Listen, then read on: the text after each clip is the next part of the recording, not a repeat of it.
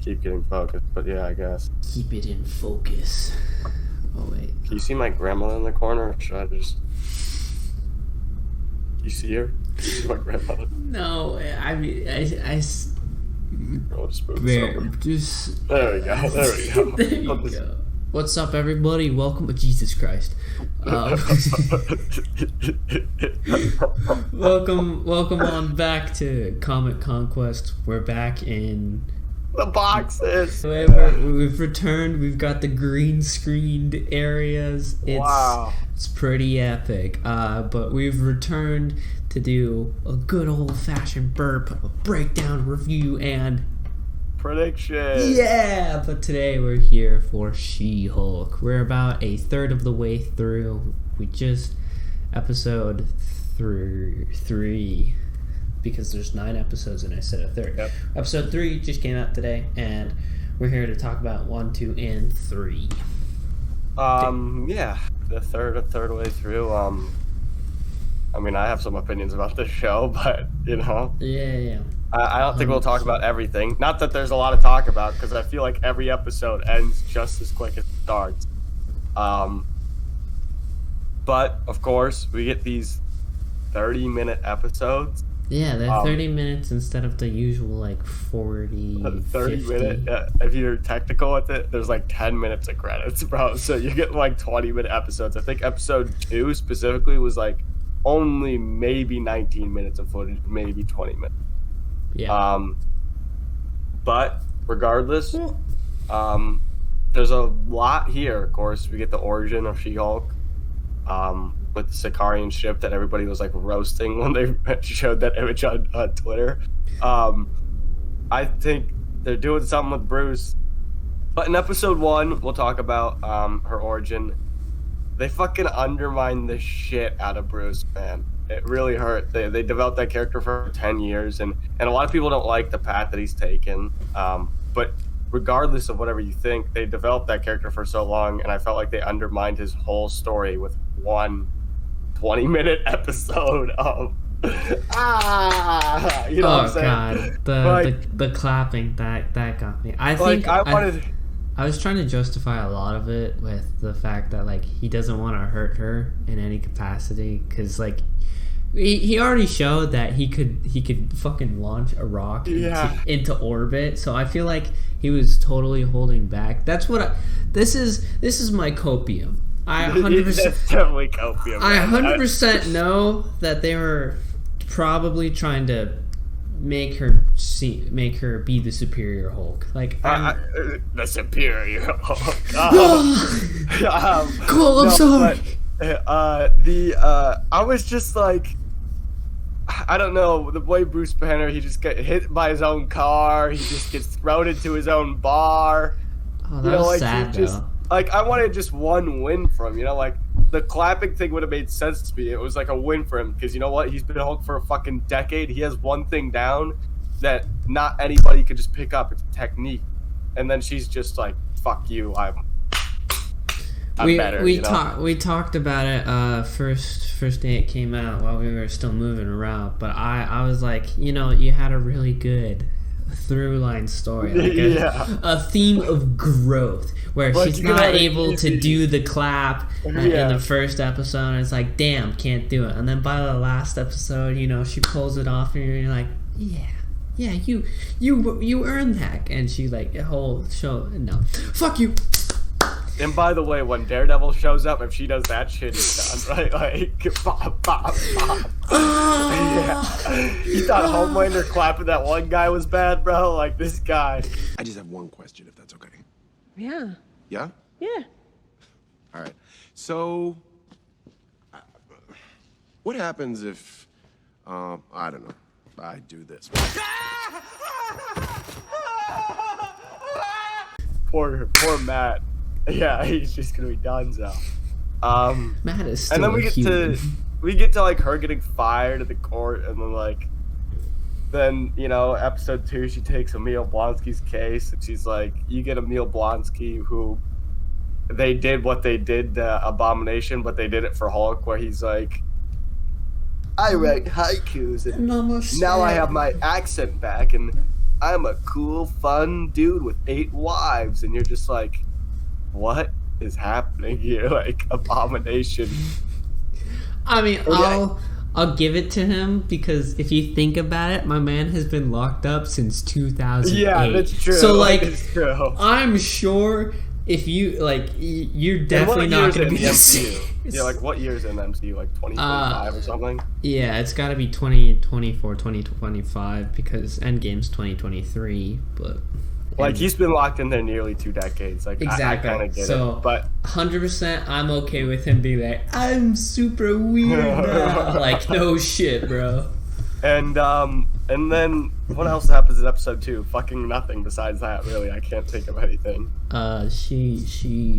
She has to go to work as She-Hulk. Oh, She-Hulk, yeah, she gets hired. She doesn't want to be She-Hulk. Like, yeah, she struggles with like, yeah, you know.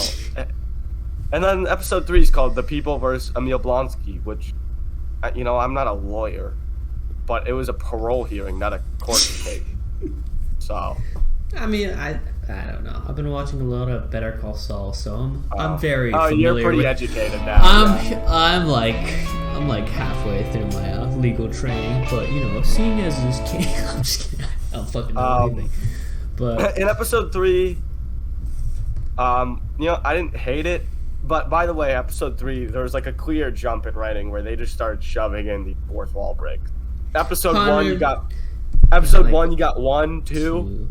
Episode 2, you got 1, and then episode 3, there was like 7, I think, or like 6. I don't know why. Why? And I will say, like, is this a thing she does in the comics? It is, yeah. Like, and I understand why, like, they do it because it's part of the comics, but the amount they put in this episode was like almost jarring. Too much. It felt forced. Like in episode 1, I was like, okay, this makes sense. This part of it. Episode 2, I was like, okay, I could do this. And then we just had so many this time, and then it was like, you expect a bunch of cameos in this show. Don't forget who this show's about. Ba-da-da-ba-da. And I was like, you're right, Daredevil. It's about Daredevil. Yeah, I was like, I literally was like, that's what I was thinking too. I was like, I'm just here for Matt Murdock, man. Like, she's like, yeah, I mean, except for Bruce and Wong and Emil Blonsky. I'm like, yeah, and no, then this is a cameo. I was like, put another one up, bitch. Like, I know more coming, you know, like, but I do think, we got the Wreckers, the Wrecking Crew. Oh yeah, yeah, we did. They mugged an Asgardian construction worker. Yeah, but that was towards the end of the episode, and I think episode 3, some of the actual plot of the episode I liked a lot more than the other episodes, but there was like some of the comedy and stuff. I was like, this feels a little forced. What I did like, by the way, we have that fucking man attorney come back, who's like the male DA, and he's like such a simp bitch, which I think plays really well for that character. Like, and you get more of that, and you get the guy that represents him from Arrow, who was Vigilante in Arrow. The guy, yeah, I know. I was like, wait, I know those cold, dead eyes. Yeah. I was like, I went on IMDb. I was like, is this? Oh yes, this is Prometheus. Was that? Prometheus, yeah. Adrian Chase. Adrian Chase, yeah. But oh my god, he's fantastic. I loved him. He was great. I loved him in this episode too. Like, I love the scene where he's like, "How did you deal with this guy?" Yeah. They're like, "No, this guy's a fucking idiot." I think the best part about this is that they never say it, but Adrian Chase, or Pug, which is a weird name, but he has to prove that the other lawyer is an idiot. Like, yeah, legitimately, yeah. Like, can you prove that this guy's a fucking idiot? Yeah. Yes. Which was like the best part, because it's like, I love that it's not direct. That like the first episode, I was like, this guy's too directly a misogynist. And I get that, like, that's supposed to be part of his character, and that we should clown him for being a misogynist. But this episode, they did it well, where the story helps boost that fact, and it ties in really well. I loved, like, how much they clown this guy with the half-elf Asgardian shapeshifter lady that's like, Yeah, you know what I'm saying? She was a crack up too when she like Yeah. comes out of Pug's office and she's like, my favorite pastime is Yeah. I love harassing women in the workplace. It's my kick. He comes out, he's like, guys, that's not me. You know me. You It's know- not me. You know me. Yeah, like It's stuff like good. that was great. This show's really good at small moments. It's got some really good small moments like that. There's cousins and stuff that it's like, it's got its moments, but it's also got its other moments. And there's a couple things that I think are missing. And of course, this is supposed to be a comedy show. Like, 100%. I'm not digging that. At no point am I like, yeah, and I think they do a lot of that well. Like, what they're going for. Yeah. And then we'll get to the main part, which I think is probably like the more overarching story here is Wong and Emil Blonsky. Of course, they Phase mentioned the Wong? Shang-Chi footage at Phase the Wong. end of Phase Wong. Phase one.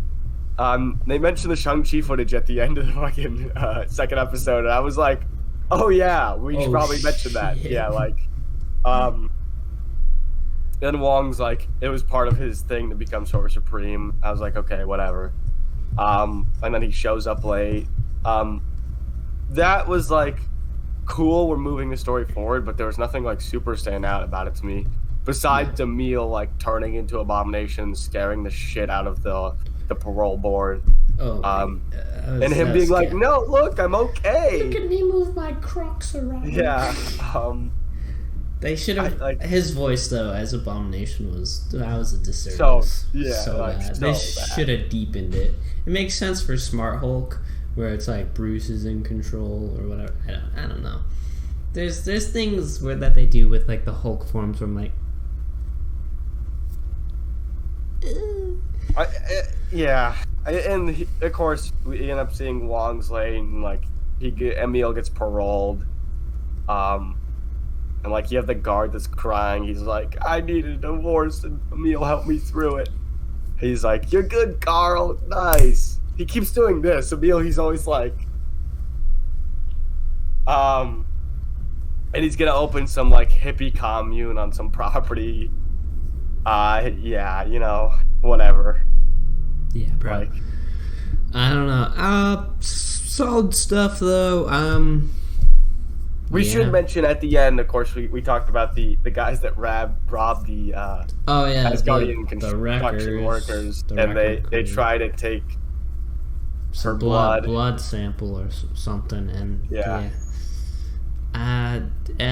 we'll get into who they could be working for and predictions. And Yep. So let's give this a review so far. review solid. And I think we'll be releasing these as like chunks because there's no As way we could do an thirds? episode. Yeah, as thirds. We could do it as third because there's no way we could keep doing like every episode.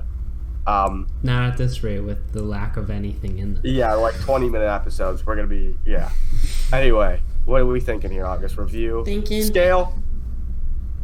I don't know if Scale. we have like an accurate scale anymore. There's just a scale somewhere. There's this one with What If.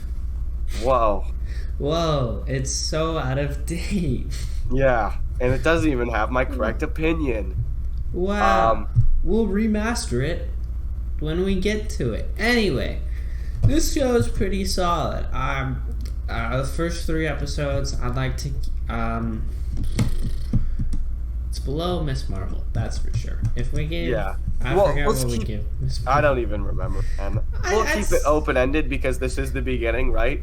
And Matt Murdock is showing up. Don't tell anybody. I'd say these first couple episodes are solid 7 and above. I was High willing to give it a 7. 6.5. I remember watching the first episode and being so upset for Bruce. I was just like, I'm gonna give this a 6.5 right now. I'm not in love with it, and I'm not like, oh, I need my next week's fix of She-Hulk. Like, I don't wake up and I'm like, can't wait to get my She-Hulk. God darn it. And I will As say it to- was very uncool for Disney to be like, hey, it's Thursday now. We're not going to make that a big announcement. It's just Thursday. Don't worry about Yeah. it. What? So there's that. You know. I'm What do just you like- think? And if you write something in the comics that's totally messed up, you will be blocked. I guess we Anyway, just get to the predictions. it's enjoyable so far, but yeah, it's enjoyable. Let's get to the predictions because I think the most entertaining stuff is calm. Yeah, I think we're starting to actually get into the plot. Yeah. I will say she makes a mention. There's a fourth break, or I don't actually think it is a fourth wall break. She's just in the bar with her paralegal friend, and she's like, "I just want to be an anonymous superhero lawyer." And I was like, in my head, I was just like, "Bring me Matt. Like, stop, stop coying me. Like, I know he's coming." We all know. You put him in the trailer. Yeah, You did that. If they didn't put him in the trailer, I would have been like, "Is that Matt? Are they referencing me?" Yes. Yeah, they're referencing Matt Murdock, the lawyer. But yeah, I mean, there's the question like who what's the Wreckers doing? What are they doing? Why do they want the blood? Cole, tell me why. Tell me right now. Who is it? Who is it? The Frog? Is that Leafster, motherfucker? It's definitely the Frog, August, because the Frog's an important Marvel villain. He's one of my favorite villains. You know, as everyone knows. Us, big Frog fan. We always talk about the Frog guy. Yeah. Yeah. I don't know. I got not. But actually, at one point she says she doesn't want her powers. Or she gets the idea after the talking to the idiot lawyer guy. He's like, "Yeah, just take their powers away," and I'm like, "Okay, goodbye, Cole." Hold on, 1 second. Keep talking. Yeah. Hi, everybody. We're talking to me now. But you know, there's a bit where she's like, "I want to get rid of my powers." And I was like, "Oh shit, we're gonna get into this like thing where we find out how to suppress powers or something," and then that leads into X-Men stuff where everyone's like, "Hey, you shouldn't have those powers. Powers are bad." They also make a thing at the end with Emil Blonsky where he's like, he's gonna have an inhibitor chip. He was not gonna turn into the Abomination. Yeah, but then I was thinking what I was thinking, and then they said that so casually. I was like, oh, never mind. I'll go fuck myself. Yeah. No, fuck you. X-Men aren't real. But we did get a hint to good old Wolvie. Yes, we did in episode 2. I completely forgot about that. In episode 2, we get the first mention of that giant guy sticking out of the ocean. First of all. I don't know why nobody's like freaking out about this giant thing, but you know we also get a man in a bar fighting with metal claws, which is the most Wolverine sentence I think I've ever heard. Yeah, I don't even know what to say to that. I was like, okay, we're doing this now. I was just like, whatever. This is happening. There, you also can't freak Michael. We also can't forget that Wong worked at Target for 9 years. Yeah, as a manager of some kind. So it's pretty hype. Yeah, I don't know what else to say here. Cole, do you have any predictions? Why is Matt Murdock in California? Is that confirmed? Is he in California? The show's in fucking California. Is the show in California? Yes. Oh yeah, because she drives back from Mexico. Yes. Sorry. You know, there's a lot they can do with Matt. They have it they have it in such a good spot where they could tell some fucking great storytelling with the blip and him going nuts. I think we texted about it.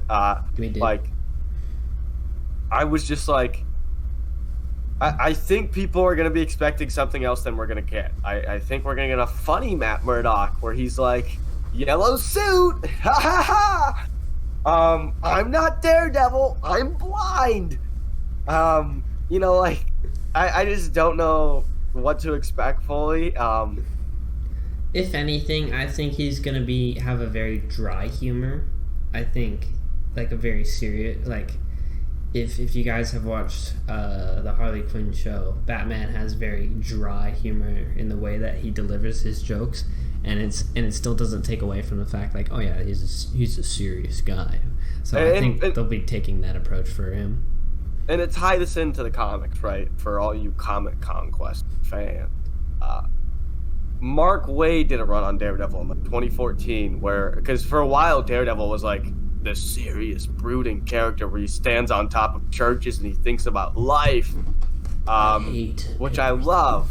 But Mark Wade brought like this like lightheartedness back to the character where he's like, I'm flipping through the city and I'm beating crime and I'm having fun and I'm a lawyer, which is, I think, more of like the accurate representation we're gonna get of Daredevil in this, where he's like, I don't know, I could be completely wrong. Maybe he's in California. He's like, fucking Foggy's dead and Karen's missing and I have no one left in my life.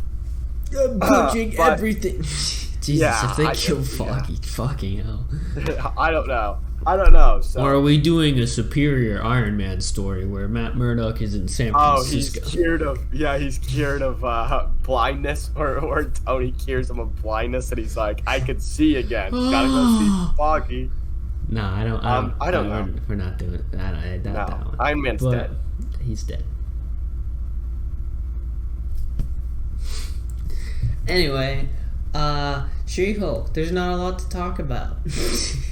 Yeah, I don't know. Where are we at here, August, for the time? At 20 minutes, which is honestly more than... Hey, so, time to end this episode. Yeah, time to end this video, man. Like, comment, subscribe. Megan Thee Stallion was in that last episode. Yeah. Did you see it? Do we want to talk about the post-credit scene? How much they clown? I was just like, it's so cursed. The CGI is so cursed. For that scene specifically, oh god. It felt so last minute to me, like maybe they just threw this in as a joke. I don't know. It was like She-Hulk throws cake. I don't know what you want me to say. Anyway. Like, comment, subscribe. We're gonna stop this now. Yeah. Thanks for coming back. But hey guys, we'll be back next week for some more tech videos.